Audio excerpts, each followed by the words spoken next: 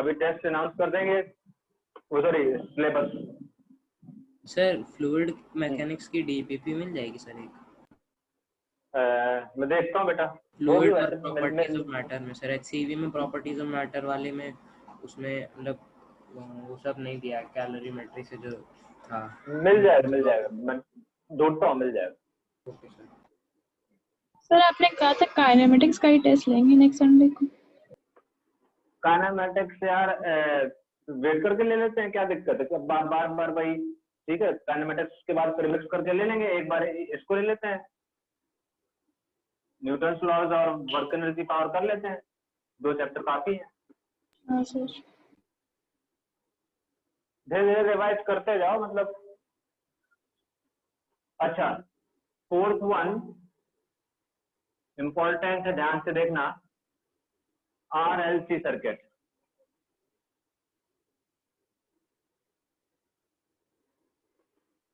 With AC।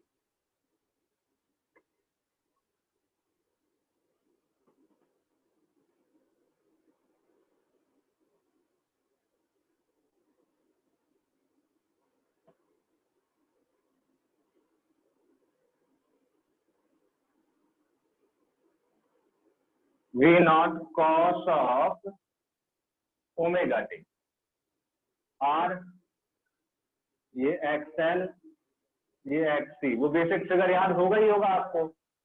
तो बोलो, यदि इसको लिखूंगा, ये फिगर बनाऊंगा इसके लिए, तो इधर R होगा, इधर क्या होगा, XL होगा, और इधर क्या होगा, XC होगा। बाकी लोगों के लिए मैं बोल रहा हूँ, यदि रिजल्टेंट लिखूंगा तो भाई इन दोनों का रिजल्टेंट, यदि मैंने ये ज्यादा माना ये कम माना, तो इन दोनों का रिजल्टेंट ऐसे आएगा, वो कितना आएगा, XL माइनस XC, यस और नो। और ये म्यूचुअली परपेंडिकुलर है, तो इनका रिजल्टेंट ये जाएगा, ये क्या हो जाएगा, √R² plus XL minus XC का स्क्वायर। एग्री और नॉट। और ये क्या रहेगा, फाई, लो मैं कॉम्प्लेक्स नहीं लिख रहा, कॉम्प्लेक्स तो लिखने का तरीका बताया था मैंने। तो यहाँ से फाई का वैल्यू, ये तो R का वैल्यू मॉडुलस हो गया, और फाई का वैल्यू क्या हो जाएगा, tan इनवर्स परपेंडिकुलर, मतलब XL minus XC divide by base. Agree और नॉट, जल्दी बोलो। Yes sir. हाँ, वो अलग बात है कि XL का वैल्यू क्या है आपके पास, ओमेगा L, और XC का वैल्यू क्या है, ये डायरेक्ट पूरा लिख देते हैं ना, XL माइनस XC का वैल्यू है क्या, ओमेगा L माइनस 1/ओमेगा C। ये तो सब लिखना सीखना पड़ेगा ना। इसी को कॉम्प्लेक्स फॉर्म में लिखूं तो कॉम्प्लेक्स ऐसे लिख दूंगा, Z is equal to R plus iota XL minus XC small r।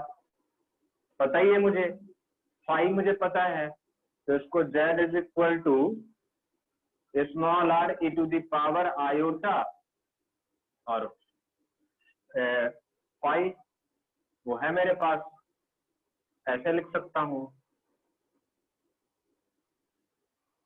अब नेट करंट निकालना है, तो नेट करंट जल्दी बोलो, V डिवाइड बाई Z, और V को लिख सकता हूं, कॉम्प्लेक्स फॉर्म में लिखूं तो ऐसे लिख दूंगा, e to the power iota omega T. तो ये आपका आएगा current I is equal to V not by R, सब मेरे पास वैल्यू है, e to the power iota omega T minus five. तो यहाँ से I is equal to V not by R, R आपका है R square minus XL minus XC का स्क्वायर, देखते जाना, और कॉस वाला चाहिए मुझे, cos omega T minus five. बाकी कॉम्प्लेक्स फॉर्म में तो ये लिखा ही है। It will be the result net current, सारी वैल्यूज हैं हमारे पास, जल्दी चेक करो। एग्री और नॉट, सोच लो अच्छे से। और यदि कॉम्प्लेक्स में नहीं लिख पा रहे हैं मेडिकल वाले, तो ये फिगर देख के तो ये R और ये लिख ही सकते हो बेटा, लिख सकते हो नहीं लिख सकते हो? Yes sir. हाँ, तो दिस वोल्टेज डिवाइड बाई क्या कर देना है, R, और ये cos omega t minus five. Sir XC भी ग्रेटर हो सकता है ना XL से? हाँ हो सकता है, तो वो अपने आप न्यूमेरिकल वैल्यू होंगी तो अपने आप वो प्लस माइनस साइन के साथ आ जाएगा ना अपने आप पाई। Okay sir. पाई तो अपने आप वैल्यू दे सर देगा ना वो। रिजल्टेंट की डायरेक्शन चेंज हो जाएगी ना? हाँ और क्या, यदि पॉजिटिव आ जाएगा तो ऐसा होगा, नेगेटिव आ जाएगा तो नीचे साइड चला जाएगा, वो तो अपने आप सेट हो जाएगा।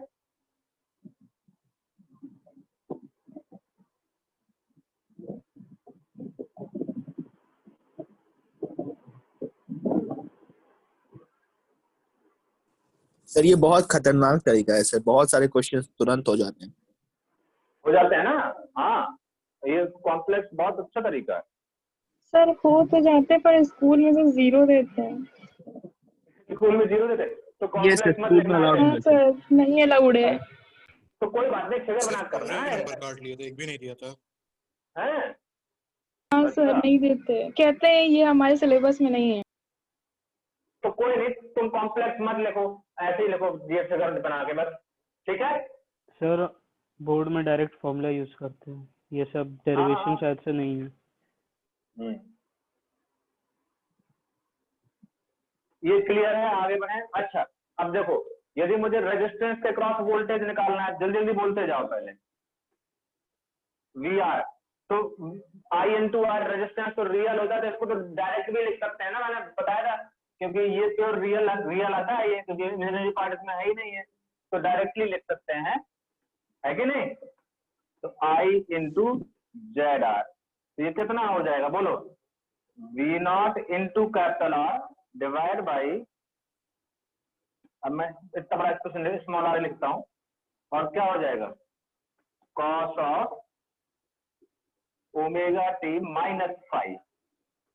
अच्छा, potential difference across inductor, inductor वाला ये है, तो क्या करेंगे बोलो, आई इंटू जेड एल करेंगे ना, यस सर। और आई ये है और जेड एल का वैल्यू ये है, मल्टीप्लाई होगा तो क्या आएगा, V not divide by small R into R L, वो वैल्यू है हमारे पास, और आर्गुमेंट मल्टीप्लाई हो जाएंगे तो कॉस, सॉरी ऐड हो जाएंगे minus five plus five L. जल्दी बोलो, ठीक है, यस। मल्टीप्लाई हो रहा है ना। अच्छा, पोटेंशियल डिफरेंस अक्रॉस कैपेसिटर, तो आई इंटू एक्सी करेंगे, एक्सी पता है मुझे, मेरे पास, सॉरी जेड टी, तो आई मेरे पास है V not divide by small R, और ये क्या हो जाएगा आर सी, और कॉस में आर्गुमेंट ऐड हो जाएंगे, तो क्या हो जाएगा cos omega T minus five, इसका उसका ऐड हो जाएगा तो प्लस फाइव सी, वो सब वैल्यू है हमारे पास, तो ये पोटेंशियल डिफरेंस आ गए, रेजिस्टेंस के क्रॉस इतना, इसके इंडक्टर के क्रॉस इतना, कैपेसिटर के क्रॉस इतना। यदि यहां से देखा जाए तो potential V L minus V C का square plus potential across resistance का square is equal to V square के बराबर होना चाहिए, नहीं होना चाहिए, जल्दी बोलो।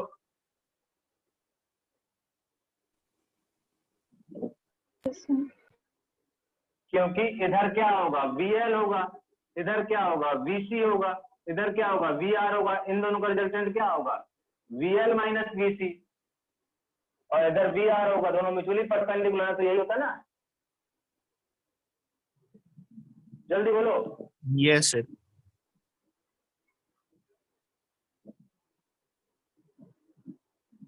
यदि VL और VC बराबर हो गए, मतलब XL और XC बराबर हो गए, क्या बराबर हो गए, XC और XL बराबर हो गए, तो ये सिर्फ क्या बचेगा R बचेगा, मतलब ये सर्किट जो है वो कैसा बिहेव करेगा, प्योर रेजिस्टिव सर्किट की तरह बिहेव करेगा, यस और no? Yes sir. Yes sir. चलो ये कॉपी कर लिया है, जल्दी से कॉपी करो, इसमें कुछ एनालाइज करना है, वो सारे पॉइंट हम लिखते हैं, पहले ये जल्दी से कॉपी करो, फिर मैं इसमें एनालाइज करते हैं और चीजें देखते हैं। सर तो स्कूल में ऐसे ना लिखे ना। स्कूल में कॉम्प्लेक्स का यूज, कॉम्प्लेक्स मत करना, मतलब ये एक्सप्रेशन मत लिखना, ये मत लिखना, बस बाकी वो बाकी सब चीजें लिखते जाओ, कॉम्प्लेक्स वाला बस मत लिखना, बाकी फिगर ऐसे बनाओ, डायरेक्टली लिखते हैं। हाँ डायरेक्ट लिखो।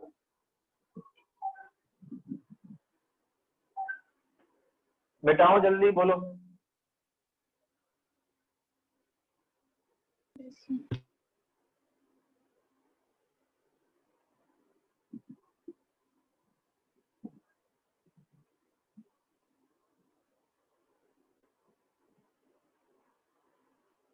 सर बोल बेटा। सर अभी आपने एलसी सर्किट विद डीसी नहीं पढ़ाया है ना? एलसी सर्किट में डीसी नहीं।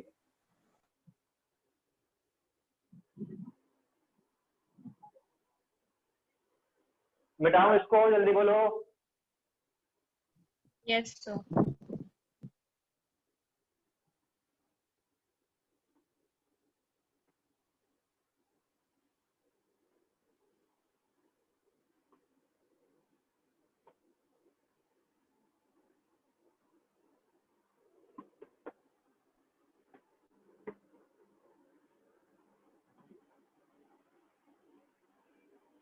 अब थोड़ा सा इसमें कुछ इंपॉर्टेंट पॉइंट है।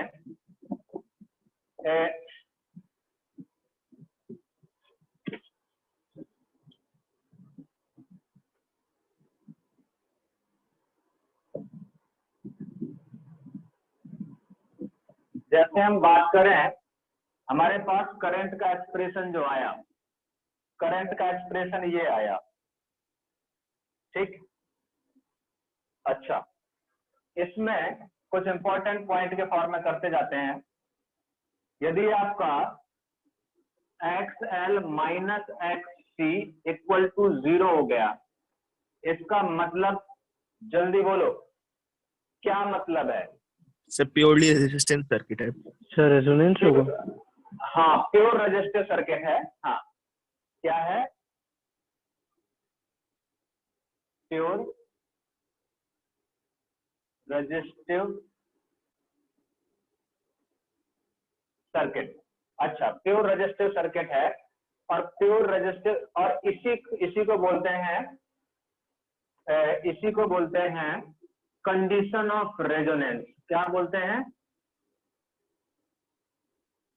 कंडीशन ऑफ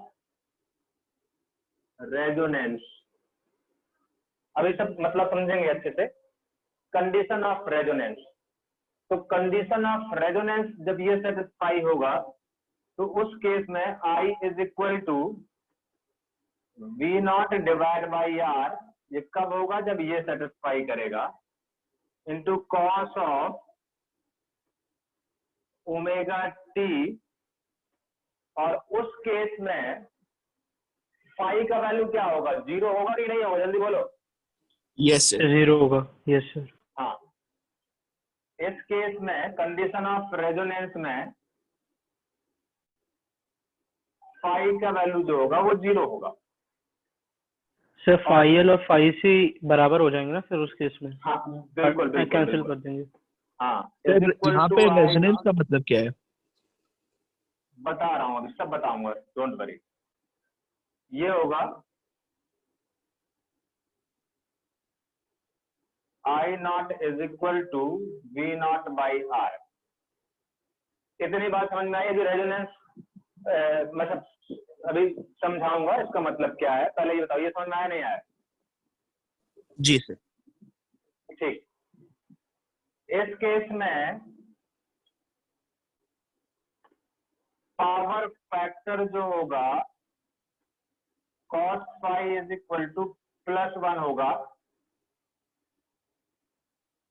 है कि नहीं? और जो भी वोल्टेज की बात करूं, तो जो नेट वोल्टेज होगा वही वोल्टेज अक्रॉस रेजिस्टेंस के बराबर होगा, क्योंकि जो वोल्टेज इसके क्रॉस होगा, एल के क्रॉस होगा, वही उतना ही मैग्नीट्यूड ऑफ वोल्टेज कैपेसिटर के क्रॉस होगा, और दोनों का जो फेज होगा या एंगल होगा वो 180 डिग्री होगा। तो एक दूसरे के इफेक्ट को क्या कर देगा, कैंसल आउट कर देगा। Are you getting my point? नहीं सर, मैं ऐसे एक्स, भाई ये XL is equal to XC है, ठीक सर, दोनों के बीच में एंगल कितना है, 180 डिग्री से। 180 डिग्री। अच्छा, तो जब ये दोनों बराबर हैं मैग्नीट्यूड में, तो इन दोनों का वोल्टेज ड्रॉप भी तो इनके क्रॉस मैग्नीट्यूड में बराबर होगा। यस सर, समझ गया, ओके। ठीक है ना? और लेकिन दोनों कैसे हैं, आउट ऑफ फेज हैं, यस सर, अपोजिट तो डायरेक्शन। एक दूसरे के इफेक्ट को क्या कर देंगे, कैंसल आउट कर देंगे। तो जितना भी अप्लाइड वोल्टेज होगा वो सिर्फ वो किसके बराबर होगा, वोल्टेज अक्रॉस रेजिस्टेंस के बराबर होगा, क्योंकि इन दोनों का तो कैंसल आउट हो रहा है। कैसे कैंसल आउट हो रहा है, क्योंकि ये VR है, ये क्या है, ये VL है, और ये क्या है, VC। VC है, और XL is equal to XC है, तो VL और VC भी बराबर होंगे। ये क्या कर देंगे, कैंसल आउट कर देंगे। तो नेट रिजल्टेंट वोल्टेज कितना हो गया, VR हो गया। यही किसके बराबर हो जाएगा, अप्लाइड वोल्टेज के बराबर हो जाएगा, या तो और नो? Yes sir. बाकी लोग भी सोच लो।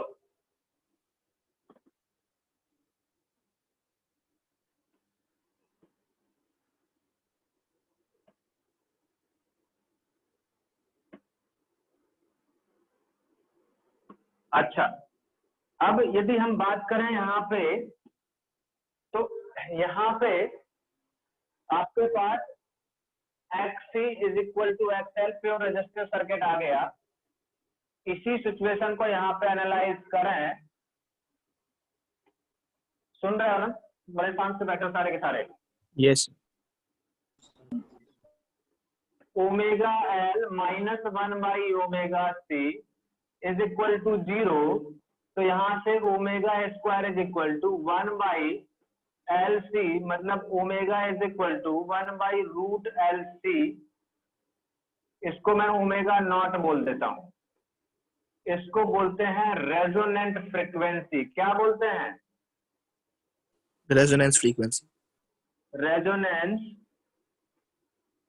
फ्रीक्वेंसी। ये रेजोनेंस कैसे है?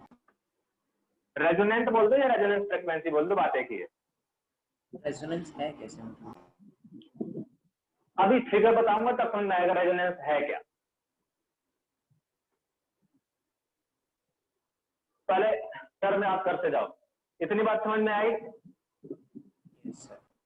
Yes sir. ठीक।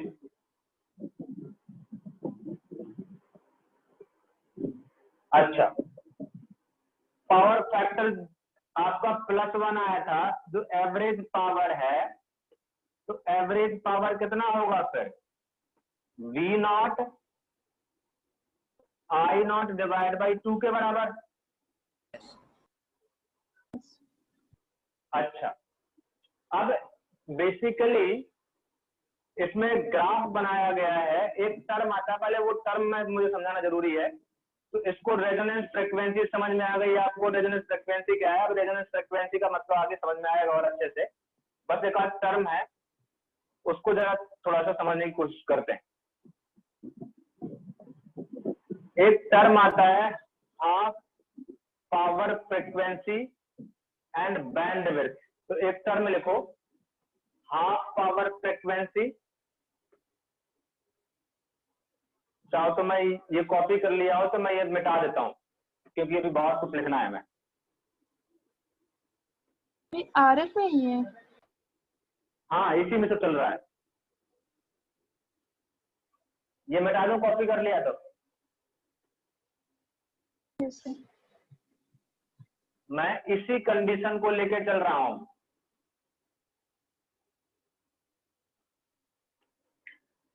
ठीक, आगे बढ़ते हैं।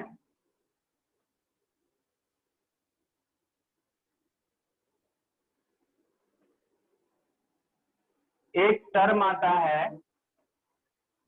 लिख लो हाफ पावर फ्रीक्वेंसी, टर्म लिखो half power frequency and bandwidth, half power frequency and bandwidth.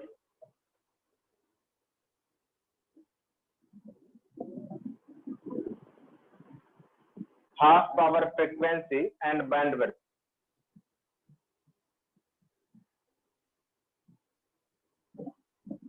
लिखो इसमें एक definition, the frequencies eight which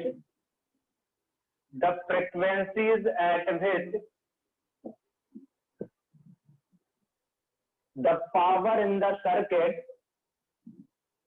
the frequencies at which the power in the circuit is half of the maximum power,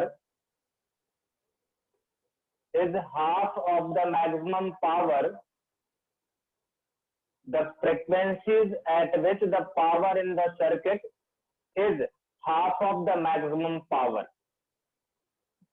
are called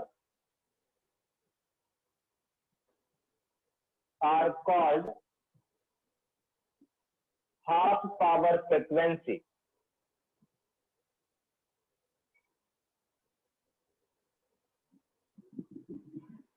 ये बात समझ में आई?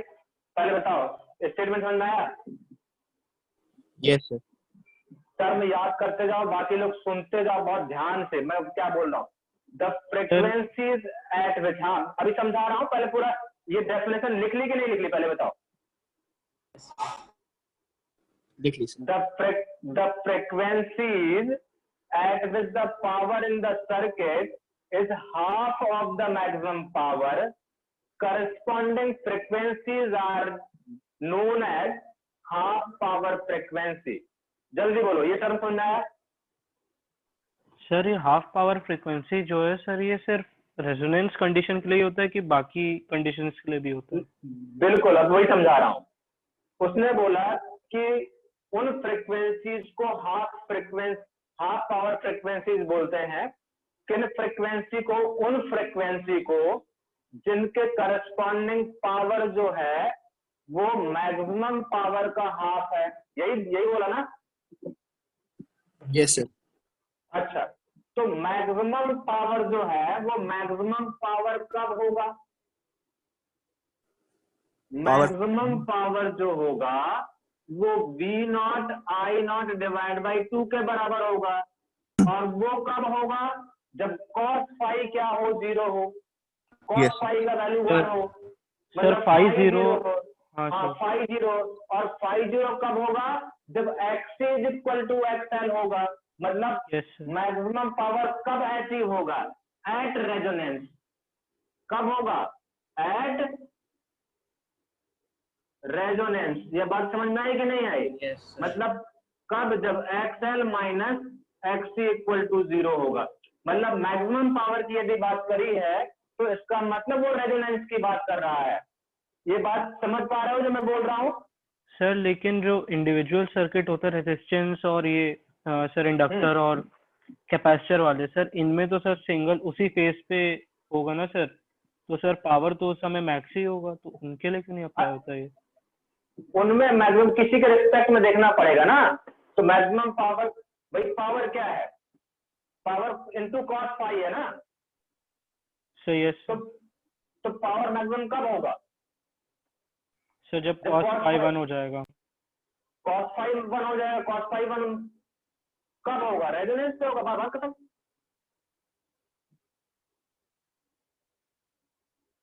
समझे? ठीक है ना? यदि फाई होगा तो फिर मैक्सिमम की बात ही नहीं करेंगे। वो तो लेकिन रेजिस्टेंस वाले में भी तो सर पावर फैक्टर 1 ही होता है बेटा। हम आरसीएल सर्किट की बात कर रहे हैं। मतलब इस कंडीशन को डिफाइन करके चल रहे हैं। रेजोनेंस की बात ही कर रहे हैं, उस सर्किट की बात कर रहे हैं। सर तो उसमें होता है कि नहीं होता ये टर्म? उसमें नहीं होगा, बट जिसमें इंडक्टर नहीं होगा, कैपेसिटर नहीं होगा, तो रेजोनेंस होगा ही नहीं उस सर्किट में। सर बट पावर तो मैक्सिमम होगी ना उसकी। पावर मैक्सिमम होगी, लेकिन उस सर्किट में रेजोनेंस नहीं होगा। Okay sir. हाँ, अच्छा, तो यहाँ पर मैक्सिमम पावर। अच्छा, जब हम क्या करते हैं, पावर का ग्राफ प्लॉट करते हैं, तो ग्राफ जो आता है versus frequencies omega versus power, समझे बात को? अच्छा, तो जो जनरल पावर का डेफिनेशन है, एवरेज पावर, मैक्सिमम की बात नहीं कर रहा हूं, वो तो V not I not divide by 2 into cos phi है। जल्दी बोलो।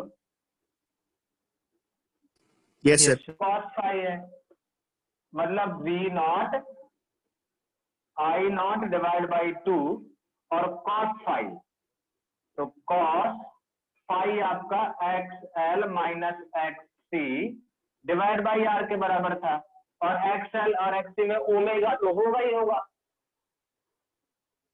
Yes sir. अच्छा, जब ये ग्राफ प्लॉट किया गया तो इसका कुछ वेरिएशन ऐसा आता है, इस इक्वेशन से पावर को जो वेरिएशन आता है वो कुछ ऐसा आता है रफली।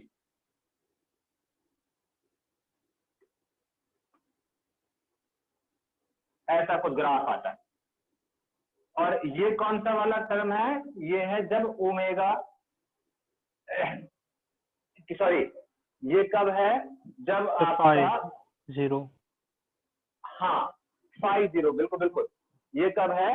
ये ओमेगा नॉट, जब ओमेगा इज इक्वल टू कितना है? ओमेगा नॉट, मतलब रेजोनेंट फ्रीक्वेंसी पे। समझ गए बात को? तभी तो एवरेज पावर मैक्सिमम होगा। तो ये जो पावर होगा ये मैक्सिमम होगा। पी एवरेज क्या होगा? मैक्सिमम होगा, और वो V not I not by 2 के बराबर होगा। इसकी बात समझ में आई कि नहीं है? जल्दी बोलो। आ रही है सर। अच्छा, अब यहां पर इस साइड दोनों तरफ सिमेट्रिक ग्राफ है, तो चेक किया गया कि ये ओमेगा 1 है, ये ओमेगा 2 है। यहां पर जो पावर आ रहा है, यदि वो पावर मैक्सिमम पावर का क्या हो जाए? हाफ हो जाए। मैक्सिमम पावर का क्या हो जाए? हाफ हो जाए। तो करस्पॉन्डिंग फ्रीक्वेंसी जो ओमेगा 1 ओमेगा 2 आई है, तो उन फ्रीक्वेंसीज ओमेगा 1 एंड ओमेगा 2 को क्या बोल देंगे? Half power frequency. Half power frequencies. जल्दी बोलो, ये जो मैंने हाफ पावर फ्रीक्वेंसी की डेफिनेशन बताइए, क्या वो डेफिनेशन क्लियर है? सर एक बार ओमेगा 1 ओमेगा 2 फिर से एक्सप्लेन कर देंगे? अरे यहां पर जब मैक्सिमम पावर हाफ होगा तो उसके लिए दो वैल्यू आएंगी ना, इधर भी इधर भी। अच्छा ठीक ठीक, ओके। तो वो उन फ्रीक्वेंसीज को क्या बोलते हैं? Half power frequencies. और बेसिकली ये हाफ पावर, ये पता है ये पॉइंट कौन से होते हैं? ये पॉइंट ऑफ इन्फ्लेक्शन होता है। पहले कर्वेचर ऐसा है, इस पॉइंट के बाद कर्वेचर चेंज होता है। यहां से कर्वेचर ऐसा है, यहां से कर्वेचर चेंज हो गए। बेसिकली ये वो फ्रीक्वेंसीज होती है। Yes sir, okay. जब एग्जैक्ट डेटा होगा तो आप उस चीज को प्लॉट कर सकते हो। अब रफली है, यहाँ तो रफली बना सकते हैं ना। तो बेसिकली ये वो फ्रीक्वेंसीज होती हैं, ये पॉइंट ऑफ इन्फ्लेक्शन के करस्पॉन्डिंग। अभी कर्वेचर ऐसे है, बाद में यहाँ से ग्राफ कर्वेचर ऐसे, यहाँ तक कर्वेचर ऐसे रहा, फिर कर्वेचर ऐसे। समझे बात को? सर ऐसे और भी पॉइंट्स मिलेंगे हम लोग को? नहीं, बस यही दो पॉइंट होते हैं सर। मतलब ये पीरियोडिक नहीं होगा सर, मतलब बाद में? नहीं नहीं नहीं नहीं नहीं। ओके। अच्छा, तो यहाँ पर हाफ पावर फ्रीक्वेंसीज आ गई। सर एक टर्म और डिफाइन किया गया है,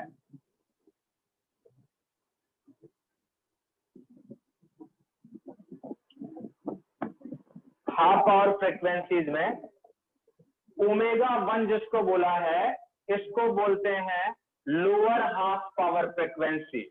लिख लेना, लोअर हाफ पावर फ्रीक्वेंसी, क्या लोअर हाफ, ये कम वैल्यू है ना, तो टर्म याद रखना, lower half power frequency.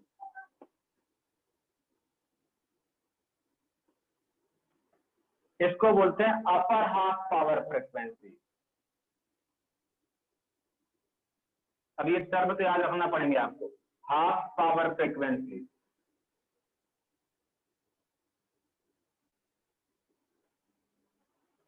Lower, अभी रेजोनेंस का मतलब भी सब समझ में आएगा यहाँ से, रेजोनेंस का मतलब क्या है, lower half power frequency and upper half power frequency. Sir ये हाँ दो बोलो बेटा। फ्रीक्वेंसीज जो हैं वो रेजोनेंस फ्रीक्वेंसीज के अबाउट इक्वली डिस्प्लेस्ड होंगी। बिल्कुल बिल्कुल होंगी, बिल्कुल बिल्कुल होंगी। मतलब यदि वैल्यू के बाद, मतलब जितना ये होगा उतने डिस्टेंस ये होगा, ठीक है, सिमेट्रिक है बिल्कुल। अच्छा, यहां से जो इनके बीच का डिफरेंस आएगा, क्या आएगा, डिफरेंस, मतलब डेल्टा डब्ल्यू जिसे बोलूं मैं, ω2 माइनस ω1। इस डेल्टा डब्ल्यू को भी एक टर्म डिफाइन किया गया है, इसको टर्म को लिखो, इसको बोलते हैं बैंडविड्थ। इसको क्या बोलते हैं, बैंडविड्थ, लिख लेना।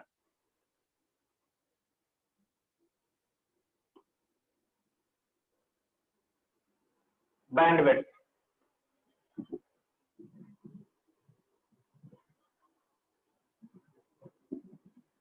और इस बैंडविड्थ का जो वैल्यू आता है, वो वैल्यू भी मैं कैलकुलेट करके भी दिखा दूंगा, R/L के बराबर होता है। R/L के बराबर होता है। चाहो तो अभी हम कैलकुलेट कर लेंगे, पहले लिख लो अभी। सर एल इंडक्टेंस है। हाँ, L इंडक्टेंस, R रेजिस्टेंस है।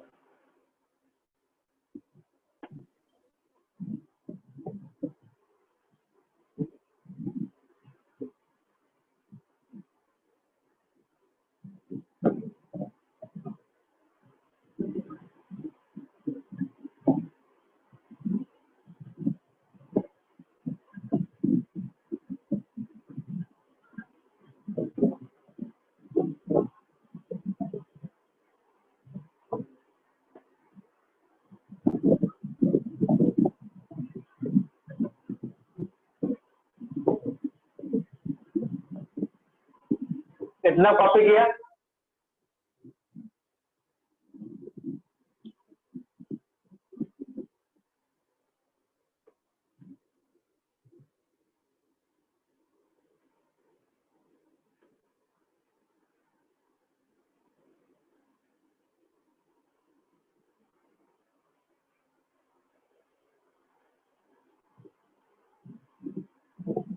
सर ये रेजोनेंस समझ में नहीं आ रहा है। पहले ये बताओ, जो टर्म यूज कर रहा है वो टर्म समझ में आएगा ना, पहले बताओ टर्म समझ में आया नहीं आया? यस सर, वो तो आ गया।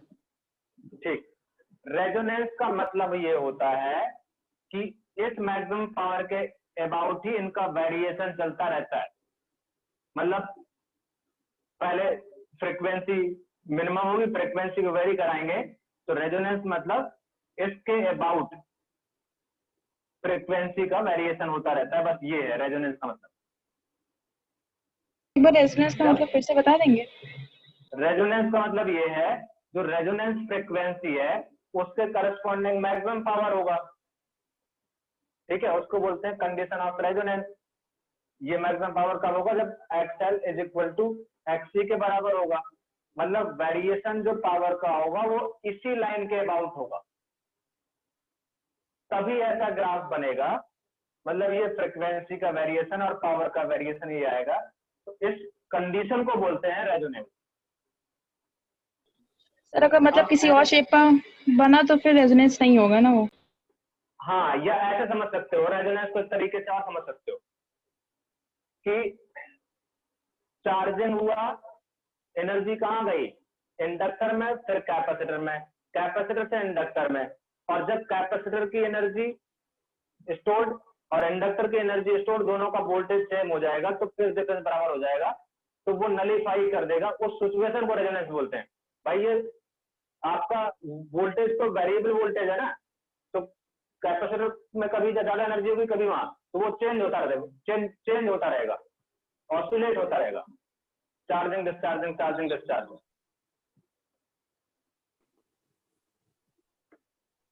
Yes sir, okay. अब यहाँ चार्जिंग पे डिस्चार्जिंग समझ नहीं आया। चार्जिंग डिस्चार्जिंग यार की कभी कैपेसिटर चार्ज हो रहा होगा, कभी डिस्चार्ज हो रहा होगा। सर लेकिन फिर इंडक्टर और कैपेसिटर तो सर उनका कैंसिल हो जाएगा ना, चार्ज डिस्चार्ज की कंडीशन कैसे आई बात?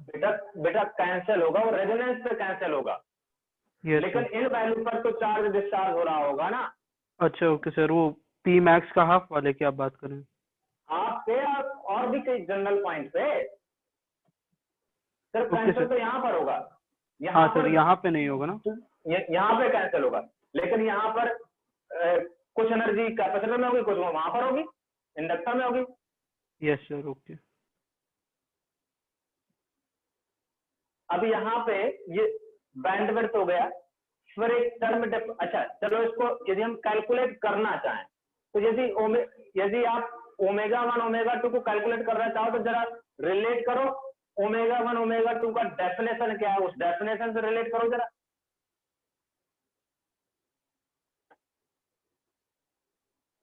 सर लोअर हाफ पावर और अपर हाफ पावर के डेफिनेशन से।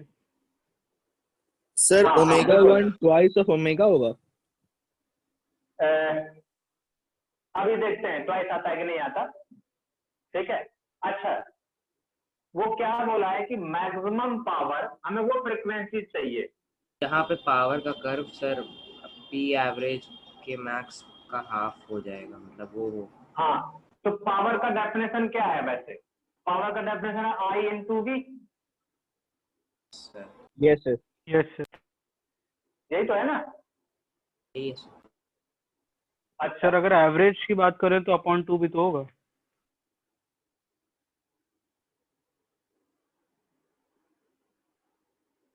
अभी देखते हैं, रुक जाओ। I इंटू वी तो कितना आएगा ये? I नॉट V नॉट, जल्दी बोलो। Yes sir. cos by 2। और क्या आया था हमारे पास, वैल्यू क्या आई थी? ई की पावर E की power,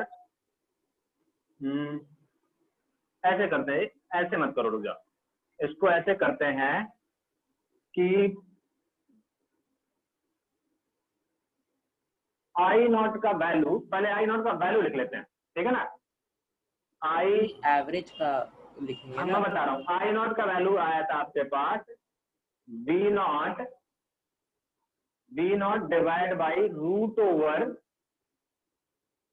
R square plus omega L minus 1 by omega C का स्क्वायर। जल्दी बोलो। जी सर। इनटू cos अच्छा ओमेगा t माइनस। और मैक्सिमम पावर जो होगा वो रेजोनेंस पे होगा, जी सर। तो रेजोनेंस पे मैक्सिमम पावर कितना होगा? वो होगा V not into V not square by R के बराबर। एक्सप्रेशन में sir cos omega t minus alpha नहीं लिखेंगे? नहीं हम पावर की बात कर रहे हैं ना। आई नॉट सर मैक्सिमम करंट है क्या? हाँ, आई नॉट मैक्सिमम करंट है। Okay okay sir. हाँ ठीक है ना। और अच्छा, और P मैक्स में आप चीजें याद रखनी पड़ेंगी आपको, ये तब लिखा था और रेजोनेंस पे लिखा था, तो I नॉट का वैल्यू रेजोनेंस पे कितना होगा, जल्दी बोलो। तो वी नॉट अपॉन रूट में आर स्क्वायर प्लस नहीं, V naught by R. Sir V naught by R होगा। हाँ तो सर वो कट जाएगा ना term. V not by R होगा इंटू V नॉट करूंगा और डिवाइड बाई 2 करूंगा, तो ये मैक्सिमम पावर होगा। Yes sir. Sir average power का मैक्सिमम होगा ना। हाँ एवरेज पावर का मैक्सिमम, राइट। अच्छा ये एवरेज पावर का मैक्सिमम होगा, लेकिन किसी जनरल इंस्टेंट पे बात करूं तो वो कितना होगा, V naught square divide by root over R square plus omega L minus 1 by omega C का स्क्वायर। जल्दी बोलो किसी जनरल पे। इंटू 2 नहीं करेंगे नीचे में? यस हाँ ये होगा, और इसका हाफ, मैक्सिमम पावर का हाफ इस पावर के बराबर होता है, तो करस्पॉन्डिंग जो ओमेगा होंगे that will be the omega 1 and omega 2। जी सर, ओके। Yes sir. तो यहां से जरा इसको सिंप्लीफाई करें तो ये बाई 2 से बाई 2 गया, वी नॉट स्क्वायर से वी नॉट स्क्वायर गया, तो यहाँ बचा क्या, कैलकुलेशन बहुत केयरफुली करना मेरे साथ, कुछ गड़बड़ ना होने पाए। 1/2r इज इक्वल टू 1/√ओवर R square plus omega L 1/ओमेगा सी का स्क्वायर, है कि नहीं? Yes sir. अच्छा इधर मिटाता हूं मैं, ये मिटा दूं, ये मिटा दीजिए। लिख चुके हो ना, इधर भी ये मिटा देता हूँ, बहुत जगह मिल जाएगी।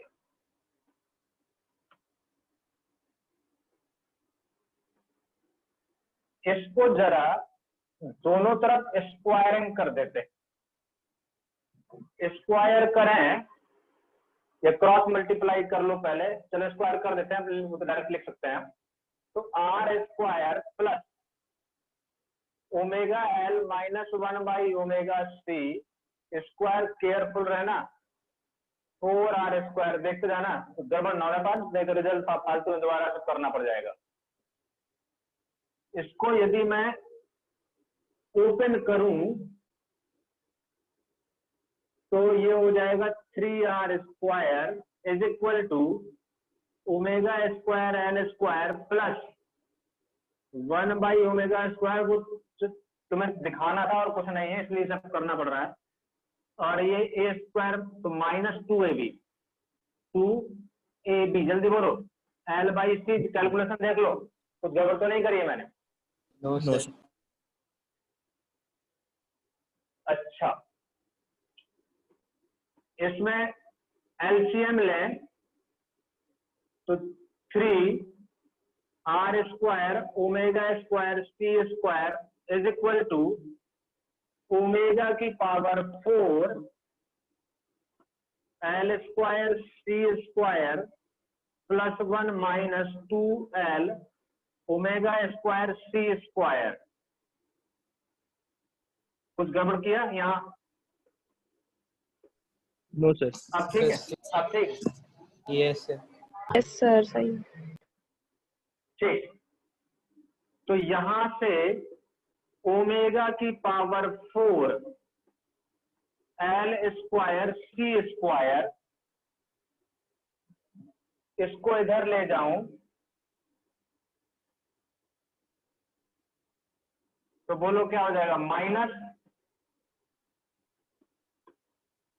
ओमेगा स्क्वायर कॉमन ले लूं यदि मैं, तो अंदर बचेगा 3r स्क्वायर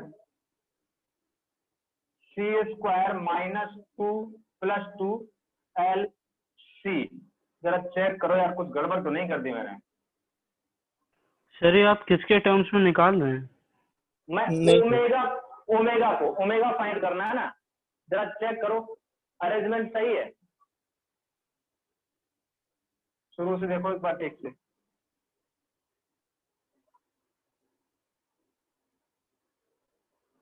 सर कैलकुलेशन तो सही लग रही है।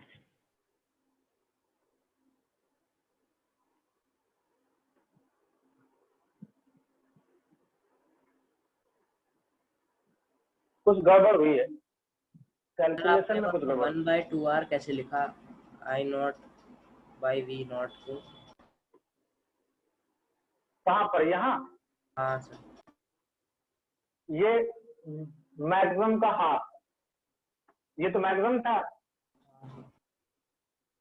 और जब वो पावर मैक्सिमम पावर का हाफ हो जाए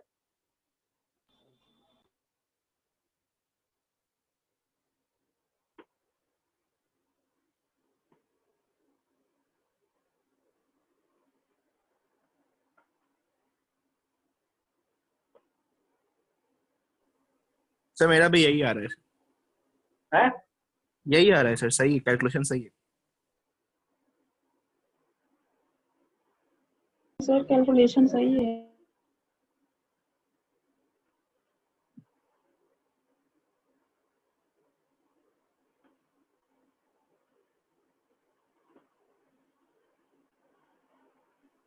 सर अगर दिक्कत हुई होगी तो पहले स्टेप में ही हुई होगी सर, वो हाफ एवरेज पावर वाले में।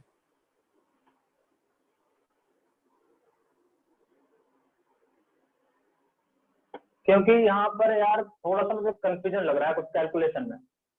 देखो चलो करते हैं कुछ नहीं, सर अब उससे देखते हैं। ओमेगा स्क्वायर को रूट मान के मतलब डिफरेंस हाँ, निकाल ओमेगा स्क्वायर मान के, ओमेगा स्क्वायर एक रूट, उसकी दो वैल्यू आएंगी। जरा निकालो जरा क्या आ रहे हैं, जरा करके देखो, शायद कैलकुलेशन में आ जाए, हो सकता है। निकालो जरा क्या आ रहे हैं रूट, दो रूट आएंगे। सर वहाँ बता दिए एक बार 1/2r कैसे लिखा स्टार्टिंग में, सर नहीं समझ आ रहा है। 1/2r कौन सी बात करो, ये हाँ सर समझ नहीं आया कैसे। ये समझ में आया नहीं आया? ये आई नॉट को वी नॉट से मल्टीप्लाई करके आपने पी एवरेज के मैक्स से इक्वेट कर दिया है। हाँ अच्छा ठीक है सर समझ आ गया। हाँ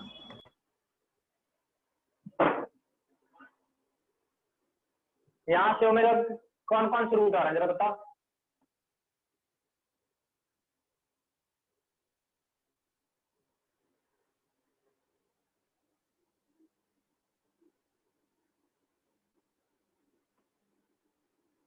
बड़ा कॉम्प्लिकेटेड सा हो गया।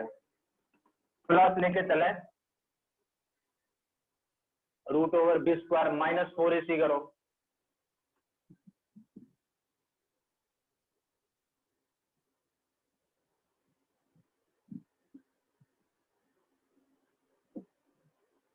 ठीक है ना, लॉजिक है, एक बार कैलकुलेट करके चेक करना, ठीक है ना। एक बार मैं और कैलकुलेशन चेक करूं कहीं यहाँ गड़बड़ ना कर दिया हो, इसलिए मुझे थोड़ा डाउट लग रहा है। तो यहाँ से ओमेगा की दो वैल्यू आएंगी, एक बेसिकली दो वैल्यू यहाँ से आएंगी, दो वैल्यू यहाँ से आएंगी, समझे। यहाँ पर एक वैल्यू नेगेटिव आएगी, एक पॉजिटिव, यहाँ भी एक वैल्यू एक नेगेटिव, एक पॉजिटिव एक नेगेटिव। यहाँ नेगेटिव नेगेटिव नेगेटिव वैल्यू दोनों तरफ से क्या कर देंगे, हटा देंगे, समझ रहे हैं ना। तो जो ओमेगा और ओमेगा 2 की वैल्यू आ जाएंगे, वहां से डिफरेंस ले सकते हो, और वो कैलकुलेशन में जो मैंने बताया था R/L के बराबर आ जाता है, वो R/L के बराबर आ जाएगा एट रेजोनेंस कंडीशन पे, ठीक है।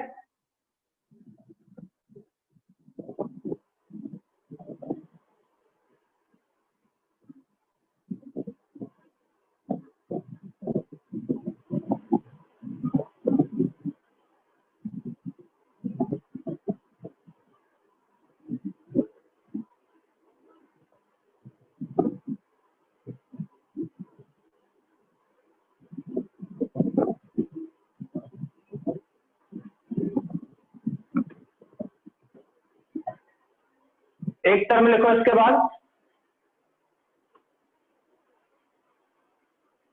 सर इसके roots -r/2l plus root r/2l whole square plus 1/LC आना चाहिए, लेकिन आ नहीं रहा है। नहीं आ रहा। नहीं तो सर, यार इससे नहीं आ रहा।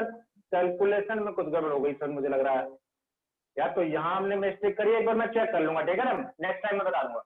मैं कैलकुलेट करके रखूंगा तो ज्यादा सही रहेगा। बड़ा कॉम्प्लिकेट आ रहा है, तो कैलकुलेशन में पता नहीं सही कर रहे हैं कि नहीं कर रहे हैं, फालतू में अटके रहे हैं, ठीक है ना। तो मैं नेक्स्ट टाइम एक बार करके दिखा दूंगा, एक बार मैं करके देख लूंगा, फिर बताऊंगा, ठीक है। प्रोसेस यही है, इतना मुझे याद है। अब ये काफी कैलकुलेशन बड़ी लेंथी से हो गई है, तो इसमें थोड़ा सा कंफ्यूजन है, ठीक है ना। लेकिन प्रोसेस यही है कि ओमेगा स्क्वायर ओमेगा पावर 4 में ये बनती है क्वाड्रेटिक इक्वेशन। इसके दो आता है, इसमें एक पॉजिटिव एक नेगेटिव आएगा, इससे एक पॉजिटिव नेगेटिव आएगा, नेगेटिव वाले हटा देते हैं, जो मिलता है वो एग्जैक्टली वही आता है, ठीक है ना। तो अभी के लिए रिजल्ट याद कर लो, मैं नेक्स्ट टाइम कैलकुलेट करके वो बता दूंगा, ठीक है। नेक्स्ट टर्म लिखो, एक टर्म आता है क्वालिटी फैक्टर, एक टर्म आता है क्वालिटी फैक्टर। इसको मैं कैलकुलेट करके एक बार देखूंगा, तब बताऊंगा। इसी के अंदर में है? हाँ, सब उसी में रेजोनेंस के अंदर ही चल रहा है, आरएलसी सर्किट के अंदर सब चल रहा है। एक टर्म आता है क्वालिटी फैक्टर, लिख लो। नेक्स्ट टर्म है क्वालिटी फैक्टर। क्वालिटी फैक्टर उसी को बोलते हैं क्यू फैक्टर। क्वालिटी फैक्टर बोलते हैं या क्यू फैक्टर बोलते हैं?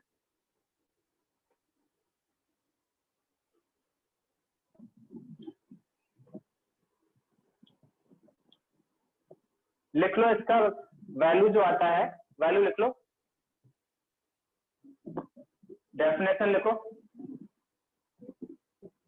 The characteristic of a series resonant circuit, the characteristic of series resonant circuit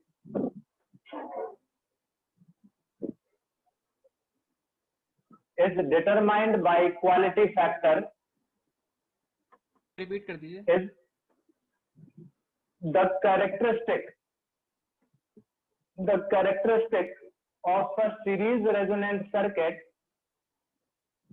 is determined by quality factor of the circuit, determined by the quality factor of the circuit।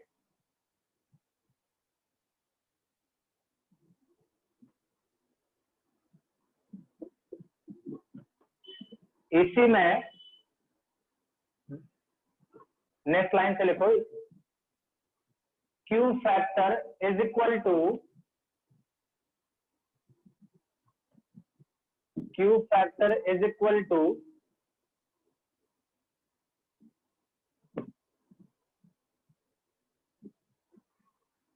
Omega naught is equal to omega naught divide by omega 2 minus omega 1 या simply omega naught by delta omega, जो हमने bandwidth define किया था।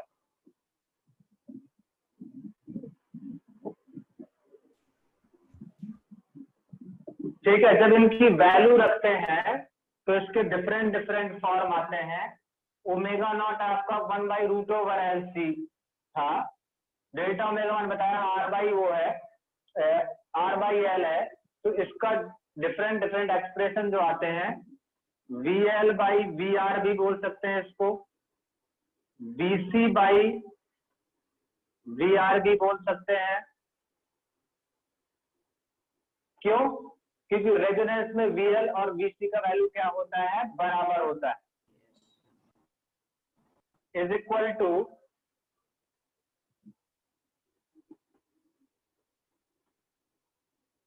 Omega naught L/R। तो value रख के check कर लेना, या फिर बोल सकते हैं 1/ओमेगा नॉट CR, क्योंकि रेजोनेंस में ये वैल्यूज क्या होती हैं? बराबर होती हैं। इसी का एक एक्सप्रेशन और है, ओमेगा नॉट का जब वैल्यू पुट कर देंगे √L 1/√LC, तो 1/R पुट करके भी चेक कर लेना, वेरीफाई कर सकते हो, √L/C। तो डिफरेंट डिफरेंट फॉर्म है, कोई एक फॉर्म याद कर लोगे तो बाकी में अपने आप पहुंच जाओगे। चाहे ये याद कर लो, बस याद रखना कि क्वालिटी फैक्टर कब के लिए है?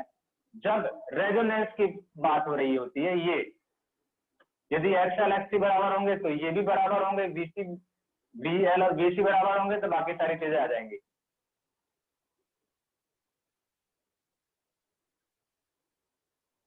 अब क्यों फैक्टर का सिग्निफिकेंस बता दीजिए।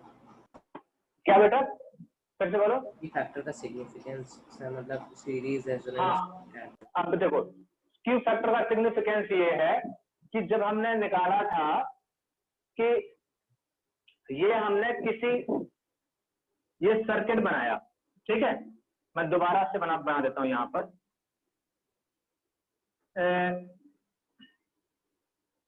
पावर वर्सेस ओमेगा मैंने किसी आर के लिए ड्रॉ किया। ये सर ये जो ग्राफ सर आपने बनाया सर, ये कहाँ से आपको मिला सर, ये बता सकते हैं? मॉड्यूल में होगा। अरे सर मतलब कि ये ग्राफ बना कैसे, मतलब ऐसे ही क्यों बना जैसे आपने बनाया है?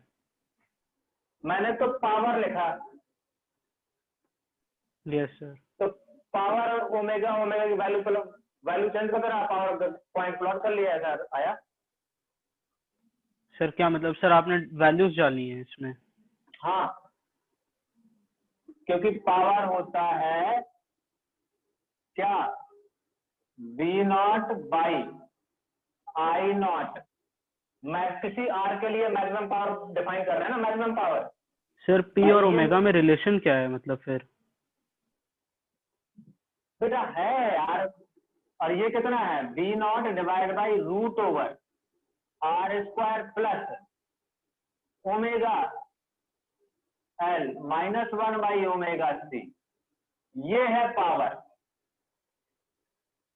Okay sir. तो सर इससे आपने ग्राफ कैसे बनाया? अब देखो, हाँ शायद वहां हमने रिजल्ट गड़बड़ लिख दिया था, ये बनाया। अब यहां से ये पावर है ना, यस सर। ठीक है। इसको V नॉट I नॉट जब ओमेगा का वैल्यू ओमेगा नॉट होगा, मतलब 1 बाई रूट ओवर LC होगा, तब मैक्सिमम पावर कितना आएगा, V not by R. V not square by R, yes sir. ये आएगा ना। Yes sir. अब यहाँ पर अब कुछ ओमेगा रख के देखूं, जब इसको Yes. बनाऊंगा तो ऐसा ग्राफ बन जाएगा, ओमेगा को वैल्यू रख के चेक करते जाओ। सर पिछले क्वेश्चन में हम लोगों ने एवरेज पावर से लिया था, ऐसे नहीं किया था। हाँ हाँ हाँ हाँ, वही गड़बड़ हो गई यस थी। सर।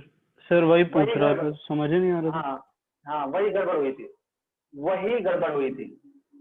ये जो मैक्सिमम पावर आएगा, ये क्या हो जाएगा, मुझे यहाँ पे समझ में आ गया, V नॉट एरर समझ में आ गया क्या गड़बड़ की। ये मैक्सिमम पावर होगा, और ये जो होगा ये V not square by R के बराबर होगा, और ये कितना आ जाएगा फिर, V not square by 2R के बराबर। सर मतलब हम लोग V नॉट I नॉट वाला फॉर्मूला नहीं यूज करेंगे इसमें? हाँ, मतलब ये बात समझ में आई। तो ये ग्राफ प्लॉट किया था हमने। अब यहाँ पे देखो, अब यहाँ पर R का वैल्यू यदि मैं कम करता जाऊंगा, वैसे देखा जाए तो मैक्सिमम पावर, अब सुनो, ये मैक्सिमम पावर है, जल्दी बोलो। Yes sir. ये मैक्सिमम पावर है किसी पर्टिकुलर R के लिए, R1 के लिए। अच्छा, जी सर। R1 को यदि मैं R1 को भी कम करना शुरू करूं, तो क्या मैक्सिमम पावर बढ़ता जाएगा? Yes Yes, sir, sir. बढ़ जाएगा। मतलब कुछ ग्राफ फिर ऐसा बनेगा, जी सर। Yes, sir. यदि मैंने ये R इक्वल टू R2 और R बढ़ाया और R टेंडिंग टू इन्फिनिटी होगा, जब R टेंडिंग सर आर घटाएंगे ना? हाँ घटा रहा हूं, तो ये टेंडिंग टू इन्फिनिटी हो जाएगा, तो कुछ ऐसा जाएगा। Yes sir. ये कब होगा, जब R टेंडिंग टू 0 Zero. होगा, और यहाँ पर R1 is greater than R2। समझ गए?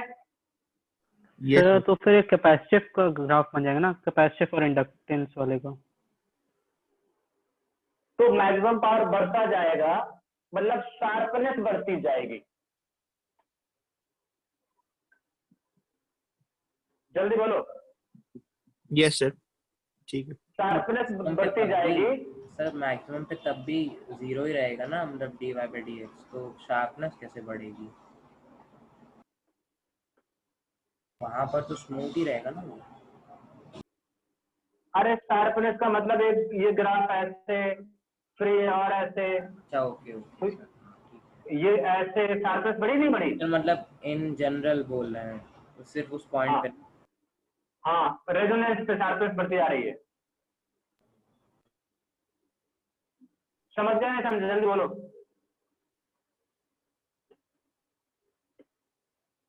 मतलब इसका रेजोनेंस बहुत क्लियरली तरीके से ऑब्जर्व कर पा रहे हैं, और ये श्रिंक होता जा रहा है तो इसके बैंडविड्थ क्या होती जाएगी, कम होता जाएगा। बैंडविड्थ क्या होती जाएगी, कम होती जाएगी। कम होती जाएगी।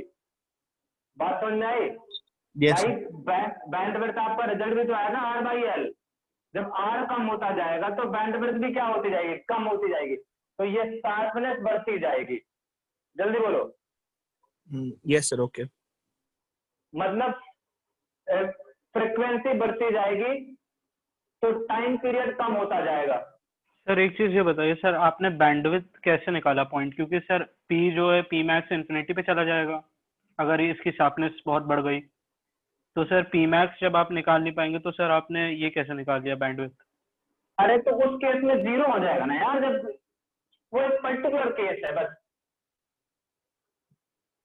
मतलब ओमेगा 1 ओमेगा 2 दोनों से टच हो जाएंगे। बिल्कुल,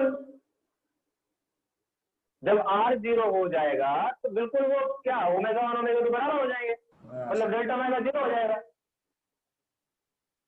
सर फिर आप आर डिक्रीज भी तो कर रहे हैं। तो बेटा मैं डिफरेंट R के लिए प्लॉट कर रहा हूँ यार। Okay sir okay. एक बार R1 लेके प्लॉट किया तो ये ग्राफ बना, फिर मैंने R को थोड़ा सा और कम किया तो ग्राफ ऐसा आया। समझे मेरी बात? यस फिर R को और कम किया, ऐसे कम करता जाऊंगा तो ये ग्राफ की शार्पनेस बढ़ती जाएगी नहीं बढ़ती जाएगी? जल्दी बोलो। सर Yes, बढ़ sir. जाएगी। अच्छा, मतलब जितना शार्पनेस बढ़ेगा, जितना R कम होगा, उतना रेजोनेंस ऑब्जर्व करना, बैंडविड्थ जितनी कम होगी उतनी ज्यादा शार्पनेस बढ़ेगी। तो शार्पनेस ज्यादा होगी मतलब ज्यादा क्वालिटी है उसकी अच्छी। वो क्वालिटी फैक्टर डिफाइन करता है। मतलब जिसका R कम होगा वो ज्यादा शार्प होगा एट रेजोनेंस, मतलब उसकी क्वालिटी ज्यादा अच्छी होगी। ये क्वालिटी फैक्टर डिफाइन करता है। समझे नहीं समझे? सर जो जितना पावर देगा उसका उतना अच्छा क्वालिटी फैक्टर होगा बड़ा। बिल्कुल, हाँ ज्यादा नोटिसेबल होगा वो। हाँ, ज्यादा नोटिसेबल होगा, बिल्कुल। उसके रेजोनेंस को आसानी से ऑब्जर्व कर पाएंगे। सर मतलब स्लोप जो होना चाहिए इस ग्राफ का वो बहुत ज्यादा होगा तो फिर हाँ ज्यादा क्वालिटी होगी। हाँ सर इसको ऐसे भी देख सकते हैं ना, पावर VI होता है, रेजिस्टेंस कम होगा I बढ़ेगा, रेजिस्टेंस 0 हो जाएगा I इंफिनिटी हो जाएगा, पावर इंफिनिटी हो जाएगा। हाँ, ठीक है। Yes sir. तो ये क्वालिटी फैक्टर आ गया। तो ये क्वालिटी फैक्टर ऐसे डिफाइन किया गया है। और क्वालिटी फैक्टर ज्यादा मतलब R कम तो क्वालिटी फैक्टर ज्यादा, एंड वाइस वर्सा, शार्पनेस ज्यादा उसकी। ठीक है ना? Yes sir. हाँ,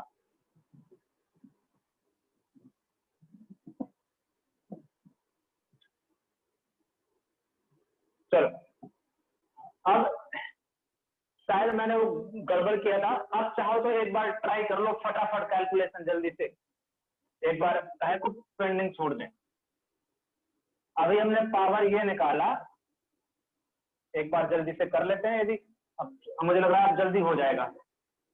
सर बस मैक्सिमम पावर एक कितना चीज है कंफर्म हमारा? करिए सर, पावर एवरेज पावर अभी भी VI/2 ही है ना? हाँ, एवरेज पावर तो वही है, V0I0/2, लेकिन हम मैक्सिमम पावर की बात कर रहे हैं, एवरेज Okay. पावर की बात नहीं कर रहे। ठीक है, तो बताओ यहाँ पर मैक्सिमम पावर कितना है? V0² R। Yes sir. ये हाफ हो जाए, ये हाफ हो जाए V0²/4R। V0² नहीं यार, इसका हाफ तो ये है ना। हाँ सर ओके। तो सर वहाँ पे 2 नहीं होगा ना फिर? लेफ्ट पे आपने लिखा है ना 2। नहीं ठीक लिखा है सर। अभी तो वही एक्सप्रेशन आ रहा है यार, ω-1/ωc, यही तो पहले भी आ रहा है। सर यही था। हाँ, तो एक बार मैं कैलकुलेट करूंगा, नहीं तो तुम लोग सॉल्व करके देखना फिर बताना। फालतू में सिर्फ जब वही एक्सप्रेशन आ रहा है रिजल्ट याद रखना उसको, ठीक है ना। अच्छा, तो बस अब छोटी छोटी चीजें बची हैं इसमें, ट्रांसफार्मर करना है और चोक कॉइल करनी है। बाकी इसका ये जो बैंड विड्थ का मैं देख लूंगा एग्जैक्ट एक्सप्रेशन क्या आता है, सॉल्व करके एक बार तब बता दूंगा, ठीक है ना। और सर इनके पैरेलल सर्किट्स भी होते हैं? पैरेलल सर्किट में तो कोई दिक्कत वाली बात है ही नहीं यार, वो तो इंडिविजुअली डील कर सकते हो ना। ये रेजिस्टेंस है, ये इंडक्टर है, ठीक है ना, इतना डिटेल में पूछेगा नहीं, लेकिन पैरेलल और सिंपल होते हैं भाई। पैरेलल करना तो इसको अक्रॉस ये वोल्टेज है, तो ये अलग से कैपेसिटर। सर मतलब वो तीन अलग अलग रेट का। बिल्कुल बिल्कुल बिल्कुल। सर इसका फिर फेस का कोई इसमें मतलब नहीं रह जाएगा? है सर फेस, जैसे फेस का कोई मतलब नहीं रह जाएगा? नहीं नहीं नहीं नहीं, ठीक। ओके हाँ, सर जेई में भी बेसिक ही पूछेगा ना? हाँ हाँ। अच्छा, अभी जो तुम्हारे डाउट थे वो डाउट पूछो जल्दी से। हाँ सर, एक काइनेमेटिक सॉल्यूशन था एरोडोस से, सर वो हुआ है। बाकी लोग भी डाउट निकाल लो। सर तो आप संडे को किस चैप्टर का टेस्ट लेंगे? आवाज नहीं आ रही बेटा, फिर से बोलो। संडे को किस चैप्टर का टेस्ट लेंगे? संडे को कर लेते हैं Newton laws of motion, work energy power. बोलो।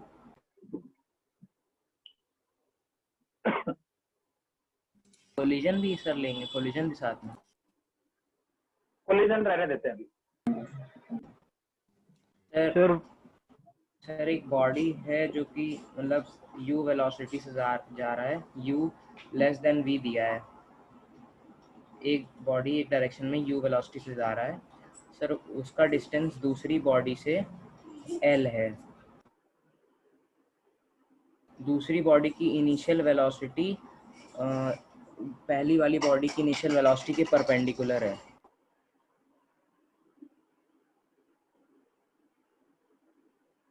तो दूर जा रहा है, मतलब पहला वाला बॉडी दूर जा रहा है, तो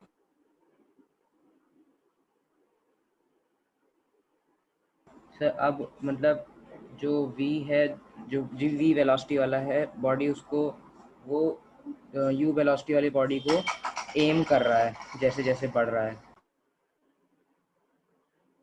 मैंने भेजा है, आप फोन पे भेजा है। क्लास का प्रॉब्लम है यार, मतलब इस बार का नहीं, इस बार पता नहीं मैंने कराया कि नहीं कराया। तुम्हारे पुराने नोट्स देखना। सर वो ट्रायंगल वाला करा था सर, उससे मेथड से नहीं हो रहा है सर। ट्रायंगल में जो तीन पार्टिकल्स एक दूसरे के पीछे एम करते हुए चलते हैं सर, उस मेथड से हो नहीं रहा है सर। ये कुत्ता बिल्ली थोड़ा वाला है ना? ये कुत्ता बिल्ली वाला प्रॉब्लम है, कराया है मैंने सर। शायद। इंटीग्रेशन से हो जा रहा है, बट वो मेथड क्यों नहीं अप्लाई कर पा रहे हैं? वो नहीं, क्योंकि इसमें थीटा चेंज होगा ना, और इसमें जो वेलोसिटी ऑफ अप्रोच है वो यूनिफॉर्म नहीं रहेगी, इसलिए नहीं होगा। ओके सर, तब ठीक ये है। कुत्ता, हाँ पुराने तो नोट्स कोई में देखा, कुत्ता जनरल बिल्ली एंगल प्रॉब्लम। पे लेके इंटीग्रेट कर देंगे ना पूरे को। हाँ, कुत्ता बिल्ली वाला प्रॉब्लम है ये। सर आपने काइनेमेटिक्स में वो कराया था relative mass problem? Relative mass problem अभी नहीं है, वो न्यूटन लॉज में। सर तो आपने कराया था उसमें? नहीं 11th में? 11th में कराया था सर तो बाद में कराया। सर कॉन्सेप्ट सर उसका भेज देंगे एक बार व्हाट्सएप पे? चलो भाई, मुझे किसी स्टूडेंट से बोलना पड़ेगा, बोलता हूँ। हाँ सर।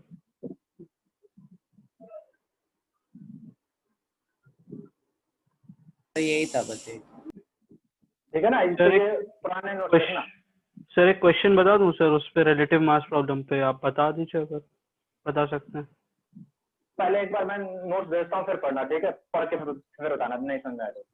सर संडे वाले टेस्ट से पहले आपने जो टेस्ट दिया था, हाँ वो पेपर था आपके पास अभी? क्या? उसमें से क्वेश्चंस थे सर। हाँ बताओ। बता रहा हूँ सर। पार्टिकल जो है वो एक पाथ पे मूव कर रहा है, पाथ की इक्वेशन दी हुई है y is equals to c by 6 t की power 6, y is equal to c c by by 6 t की पावर 6। t की पावर 6 ये। Yes sir. अब वेलोसिटी और एक्सेलरेशन में रिलेशन बताना है t is equals to 5 पे। ये क्या है c? हाँ c फॉर कैट। किस में रिलेशन बताना है? वेलोसिटी और dy by एक्सेलरेशन dt में। और d square y by dt में dt square निकालना है। Yes sir.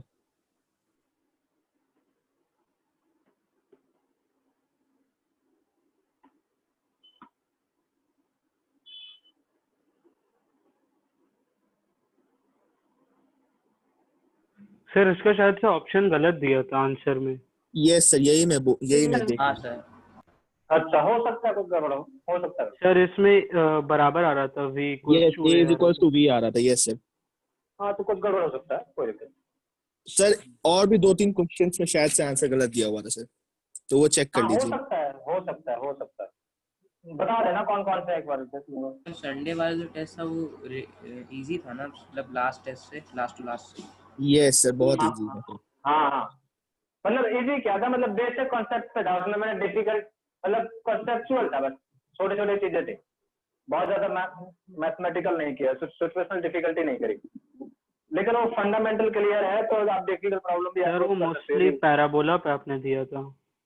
हाँ पैराबोलिक इक्वेशन सर, जो उसका पाथ होता है ट्रैजेक्टरी वाला। हाँ सर ये क्वेश्चन एक बार एक्सप्लेन कर दीजिए। एक कार जा रही है, ठीक है, और उसकी एक वेलोसिटी एक्सेलरेशन से जा रही है वो।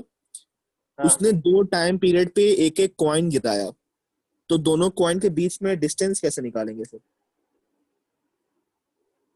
फिर से बोलो। एक कार है, वो एक एक्सेलरेशन से मूव कर रही है। Initial velocity 0। 0 yes sir. Sir वो t आगे is बोलो। equals to 6 पे और t is equals to 8 पे रिस्पेक्टिवली 2 कॉइन गिराए। अब दोनों कॉइन के बीच में डिस्टेंस कितना है? तो दोनों पॉइंट्स की वेलोसिटी निकालेंगे, फिर कॉइन गिराए, अब गिराने के बाद सर वहाँ पे चेक हो गए, वो गिवन था क्वेश्चन में। स्टेप होगा ना गिरते ही। यस हाँ सर। सर। अच्छा, कोई हाइट वाइट तो है नहीं, मतलब ऐसे जा रहे हैं और बस ग्राउंड पे रख दिया, तो फिर क्या है, इक्वल टू 6 सेकंड पे इसका निकाल लो डिस्टेंस s1। दूसरा क्या था, t is equals to 8 पे। t इज इक्वल टू 8 पे s2 निकाल लो, तो s2 माइनस s1 हो जाएगा। बस ये तो सिंपल था। सर s2 माइनस s1 नहीं है, अब s1 पे गिराया उसने, अब वो कॉइन भी ट्रैवल करेगा ना। सर उसका भी तो रिलेटिव मोशन होगा। सर तो हाइट वाइट देनी चाहिए ना उसको, कि इतनी हाइट हाँ किया है। तो सेम ही हाइट अज्यूम करेंगे सर, कार से गिरा है ना। सेम करेंगे, सब कुछ करेंगे। क्वेश्चन में कुछ प्रॉब्लम है, पूरा क्वेश्चन नहीं बता रहा तू। नहीं सर, पूरा क्वेश्चन बता रहा हूँ मैं रीड कर दूं? हाँ रीड करो। 1 सेकंड सर।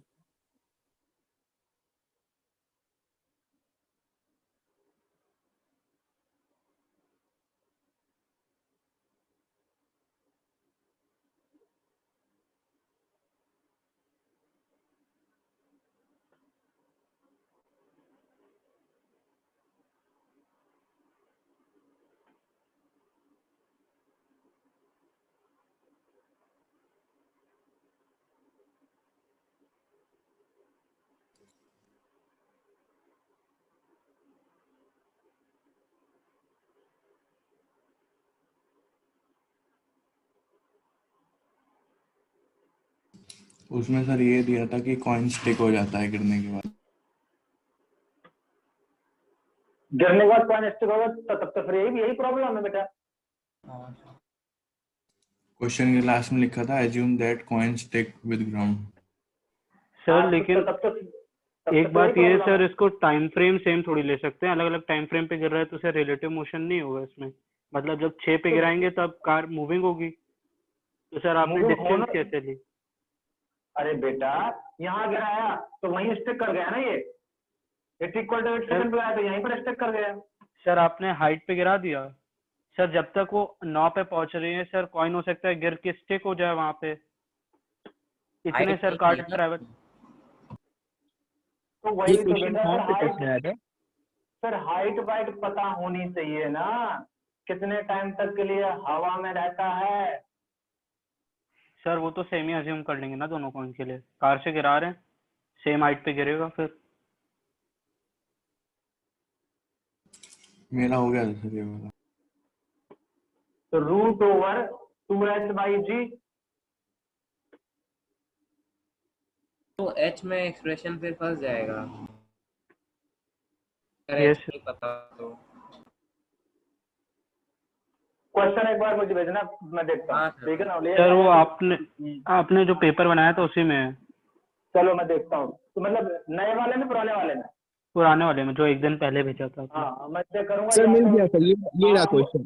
सर आप मुझे समझा नहीं पा रहे हैं या मैं समझ नहीं पा रहा सर हूँ, मैं जो भी है। क्वेश्चन रीड कर रहा हूँ sir. A car starts with constant acceleration a is equals to 2 meter per second square at t is equals to 0.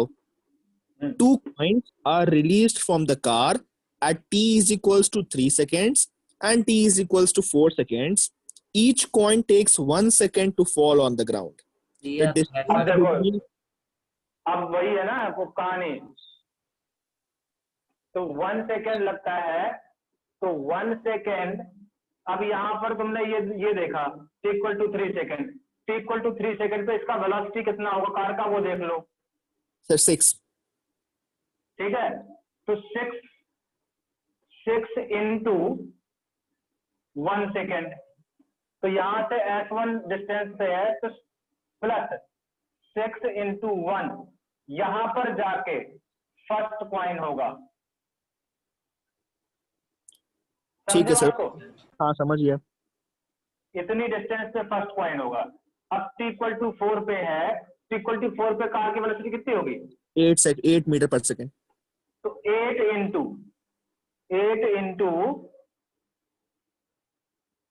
Into 1 second, यहाँ पर सेकेंड कॉइन होगा। तो ये डिस्टेंस यहाँ से यहाँ तक का डिस्टेंस सेकेंड कॉइन का होगा। तो ये जो डिस्टेंस मिलेगा that will be the distance between first and second coin. Sir but ये आंसर 1 दिया हुआ है सर, है आंसर 1 दिया हुआ है और इससे करेंगे तो 2 आ रहा है। कैलकुलेशन करना सही है, लॉजिक सही है। S1 S2 भी निकालना पड़ेगा, वो देखना पहले। सर ये आपने 6 इंटू 1 जो लिखा है ये क्या है? Horizontal velocity into time okay distance. Okay sir, sir मतलब मैंने कितनी यही किया था सर, इसमें 2 आ रहा है बट आंसर 1 है, वही तो पूछ रहा था मैं।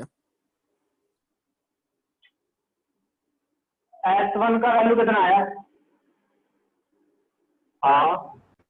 3 9 9 और 9 प्लस 6 कितना हो गया? 15 15 और ये 16 प्लस 8 16 24 प्लस कितना 20 24 आ रहा है।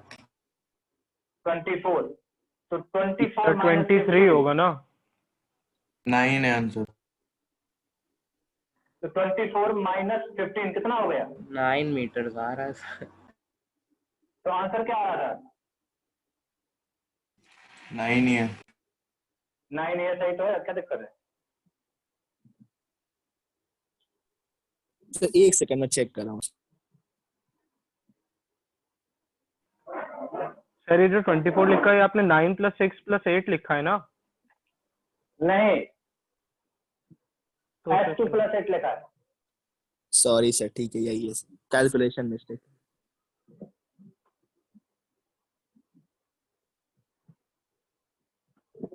क्वेश्चन ध्यान से पढ़ो, जैसा बोल रहा है वैसा करो।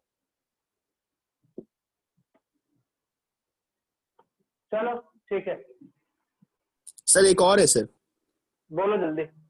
सर बता रहा हूँ एक second.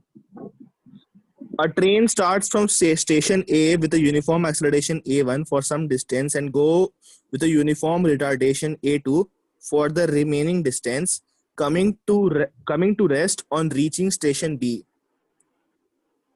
The distance between station A and station B is 4 kilometer. and the train takes 4 minutes to complete this journey.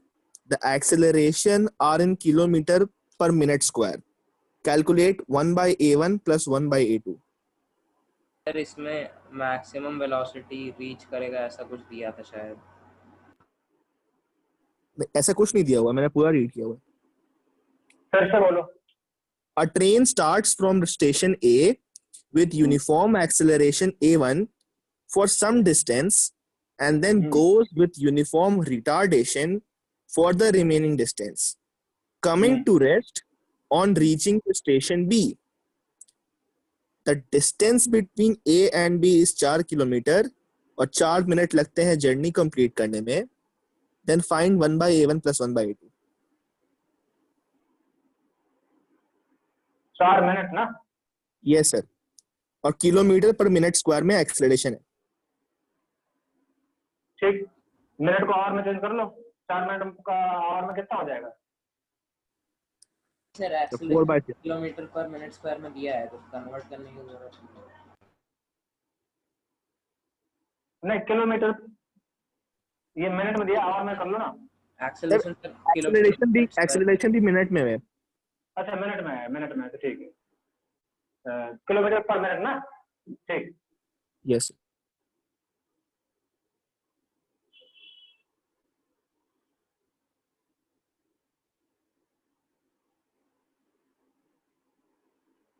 ये बात समझ आया नहीं? जल्दी बोलो.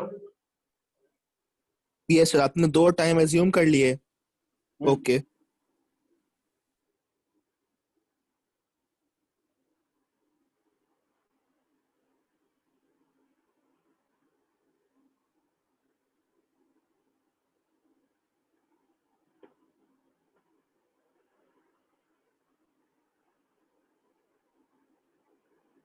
ये समझ में आया? Area under the curve equal distance. अच्छा ओके ठीक है.